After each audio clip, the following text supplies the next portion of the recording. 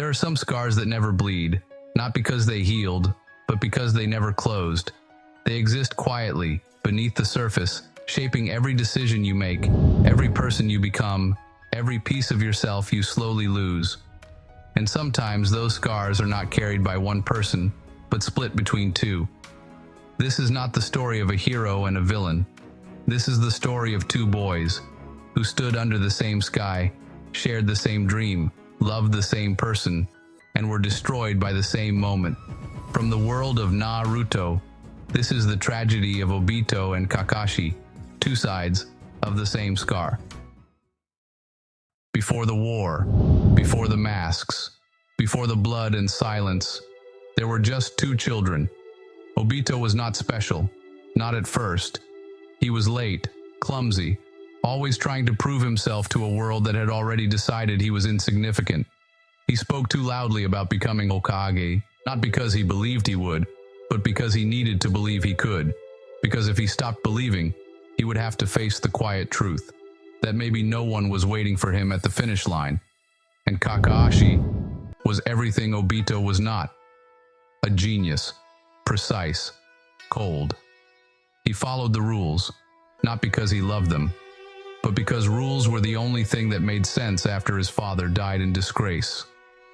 Where Obito ran toward people, Kakashi stepped away from them. Where Obito believed bonds made you strong, Kakashi believed bonds made you weak. They stood beside each other, but lived in different emotional worlds. And yet, they were both alone.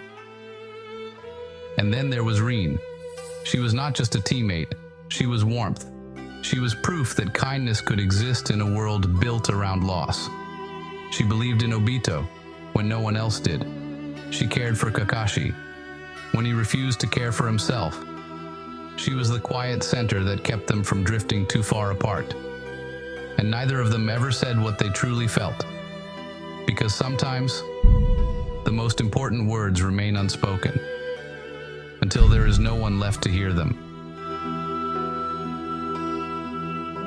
The day everything broke did not begin as a tragedy. It began like any other mission.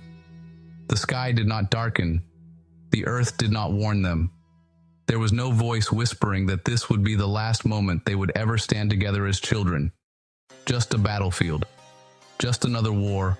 Just another day, until the rock fell. In that moment, Obito did not hesitate. He did not think about his dream. He did not think about his future. He thought about Kakashi, and he chose. He chose to save him, and as the weight of the world crushed his body, Obito smiled. Not because he was unafraid, but because for the first time in his life, he felt like he mattered. He gave Kakashi his eye, not as a weapon, but as a promise. A promise that Kakashi would keep protecting Rin. A promise that Kakashi would keep living. A promise that Kakashi would not let his death be meaningless. And then, he disappeared into the darkness beneath the stone. Kakashi survived. Obito did not. At least, that is what the world believed. Because surviving is not always mercy. Sometimes, it is punishment. Kakashi carried Obito's eye, but what he truly carried was Obito's absence, a constant reminder that someone else had paid the price for his life, and he tried to honor that sacrifice. He tried to protect Rin. He tried to follow the promise. He tried to believe it had meant something, until the day his hand went through her heart. It was not anger. It was not betrayal. It was not choice. It was war. Rin stepped into his attack, and in that instant, Kakashi lost more than a teammate. He lost the last piece of himself that still remembered how to be human. He did not scream. He did not break, because some pain is too deep for sound. He simply stood there, with blood on his hands, and a promise he could never fulfill. And somewhere in the darkness, Obito saw everything. He saw Rin die. He saw Kakashi's hand inside her chest. He saw the world continue as if nothing had happened. And something inside him collapsed. Not suddenly, not violently, but quietly. like a dream dissolving at sunrise. The world he believed in, the future he imagined, the meaning he gave his suffering, all of it vanished in a single, irreversible moment. Because if Rin could die, if Kakashi could be the one to kill her, if promises could shatter so easily, then what was the point of believing in anything at all? That was the moment Obito did not just lose Rin. He lost reality itself, and he began to see the world, not as something worth saving, but as something that needed to be replaced.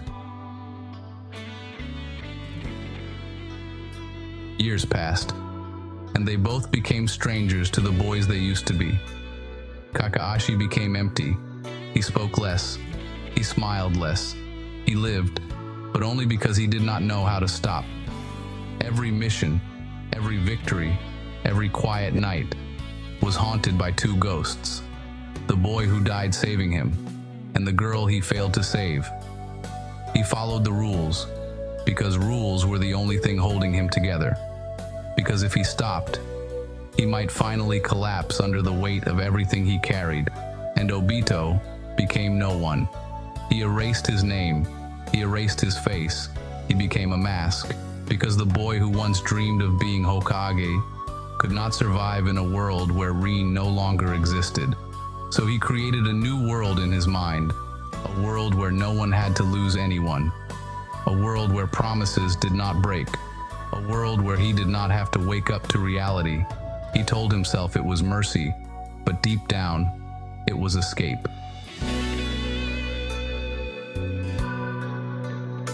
And then, they met again. Not as friends, not as teammates, but as enemies. Inside the Kamui dimension, a place that existed between worlds, they stood face to face. No audience, no distractions, just silence, and everything they never said. Kakashi looked at Obito and saw the boy he failed. Obito looked at Kakashi and saw the life he lost. They did not begin with words. They began with fists. Because there are emotions too heavy for language. Every punch was not hatred, it was memory. Every strike was not violence, it was grief. They were not fighting each other. They were fighting the past, fighting the moment under the rock, fighting the moment in the rain, fighting the versions of themselves that still believed things could have been different. Kakashi fought to bring Obito back. Obito fought to erase the part of himself that still wanted to return, and neither of them could truly win. Because how do you defeat someone who is carrying the same pain as you? How do you save someone who became lost trying to survive the same wound? Obito once said that Kakashi let Rin die, but the truth is that they both died that day. Kakashi died the moment his hand pierced her heart. Obito died the moment he saw it happen. What remained were two survivors, one who endured the pain, and one who tried to erase it. Neither found peace, because pain does not disappear when you ignore it, and it does not disappear when you fight it. It simply becomes part of you, quietly shaping the person you become, quietly reminding you of who you used to be. In the end, Obito remembered, not the war, not the hatred, not the illusion he chased for so long. He remembered being a child. He remembered standing beside Kakashi and Rin. He remembered what it felt like to belong somewhere. And for a brief moment, the mask was gone. The hatred was gone. The broken boy beneath it all was finally allowed to exist again. But by then, it was too late. Because time does not forgive, and life does not return what it has taken. All it leaves behind are scars, some visible, some invisible, some shared between two people who once meant everything to each other. Maybe that is the cruelest truth of all, not that they became enemies, but that once they were friends. Once they laughed. Once they believed they had a future waiting for them, and somewhere deep inside both of them, that version still existed, silent, aching, unreachable, a reminder that there was a world where none of this had to happen. A world that existed only in memory. A world they could never return to. Some people die under a rock. Some people live under the weight of it. And sometimes, both are equally tragic.